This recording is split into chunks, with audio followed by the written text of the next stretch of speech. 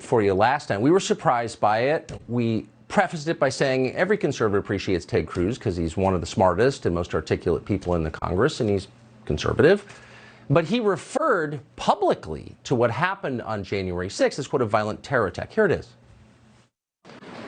We are approaching a solemn anniversary this week, and it is an anniversary of a violent terrorist attack on the Capitol, where we saw the men and women of law enforcement demonstrate incredible courage, incredible bravery, risk their lives to defend the men and women who serve in this Capitol.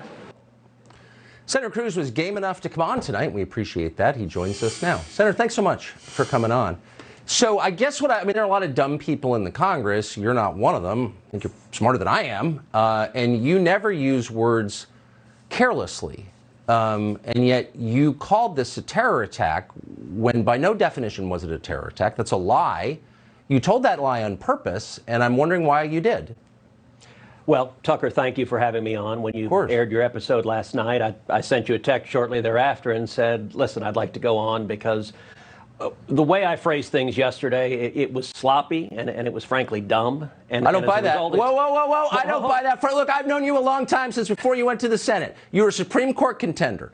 You take words as seriously as any man who's ever served in the Senate. And every word you repeated that phrase. I do not believe that you used that accidentally. I just don't. So, Tucker, as a result of my sloppy phrasing, it's caused a lot of people to misunderstand what I meant. Let me tell you what I meant to say. What I was referring to are the limited number of people who engaged in violent attacks against police officers. Now, I think you and I both agree that if you assault a police officer, you should go to jail. That's who I was talking about. And the reason the phrasing was sloppy is I have talked dozens, if not hundreds of times. I've drawn a distinction. I wasn't saying that the thousands of peaceful protesters supporting Donald Trump are somehow terrorists. I wasn't saying the millions of patriots across the country supporting President Trump are terrorists, and that's what a lot of people have misunderstood that comment. Wait a second, but hold on. What you just said doesn't make sense. So if somebody assaults a cop, he should be charged and go to jail. I couldn't agree more. We have said that for years. But that person's still not a terrorist. How many people have been charged with terrorism on January 6th? Like, why'd you use that word? You're playing into the other side's characterization that, as Joe Kent just explained, allows them to define an entire population as foreign combatants. And you know that. So why'd you do it? So, Tucker, let me answer you directly. The reason I use that word, for a decade, I have referred to people who violently assault police officers as terrorists. I've done so over and over and over again. If you look at all the assaults we've seen across the country, I've called that terrorism over and over again.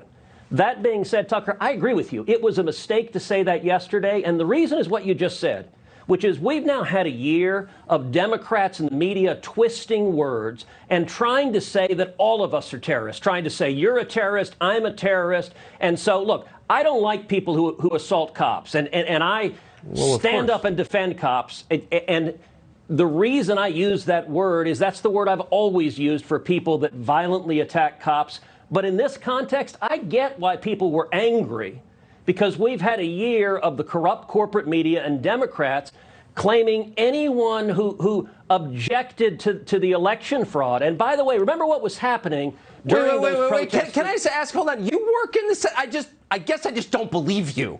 And I mean that with respect, because I have such respect for your acuity and your precision. And I've seen it on display. I've covered you as a reporter. I know how you speak. And you have sat there for a year and watched people use language to distort the events of that day. Intentionally. Insurrection. Coup. Of course it terrorism. Wasn't an insurrection. Saying it's an insurrection is a political term. It's a lie. I've repeatedly denounced it. And when it comes to, look, I was focusing on what I normally say. That what you aired was a little 15-second snippet. What I normally say is violence is wrong, peaceful protest is right. If you engage in violence, you should be prosecuted. If you're speaking, you have a right to speak. I say that all the time. Well, I meant, and I agree. In that snippet. So who's Ray Epps, by the way, since you are a senator? Like, he and this other guy are clearly encouraging the crowd to commit crimes. Neither one has been arrested or charged. What is that, do you think? So I think that is a very good question. I don't know who Ray Epps is. I've seen that video multiple times. It's disturbing. Right? He's clearly urging the crowd to violate the law. When you see the crowd start chanting, Fed, Fed, Fed, for him to appear on the FBI's most wanted list and come off, it certainly suggests he was working for the FBI. That's not conclusive, but that's the obvious implication.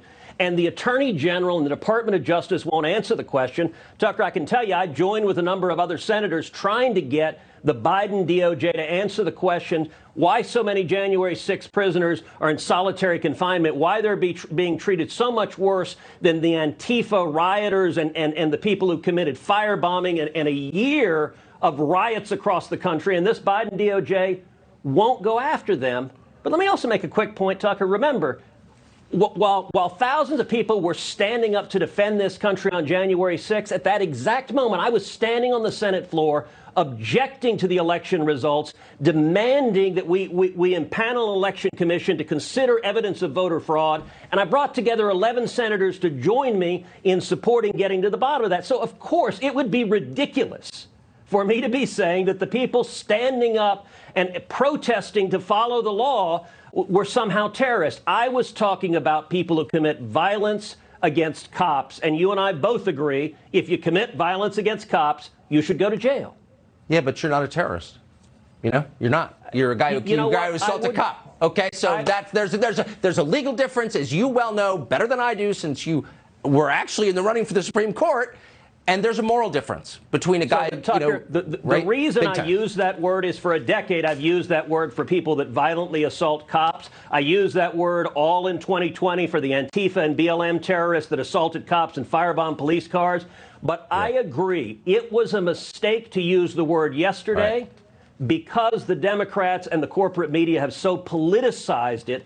They're trying to paint everyone as a terrorist, and it's a lie. Exactly. And by the way, I've spoken out vocally against your exchange you just had. They want to paint us as Nazis. Yes, I know, it's scary. That is what they're trying to do. And look, I'm the one leading the fight in the Senate against this garbage. And it's what I have been doing, and it's what I'll continue doing. Well, I appreciate your coming on tonight. Thank you very much, Senator Ted Cruz of Texas. Thanks.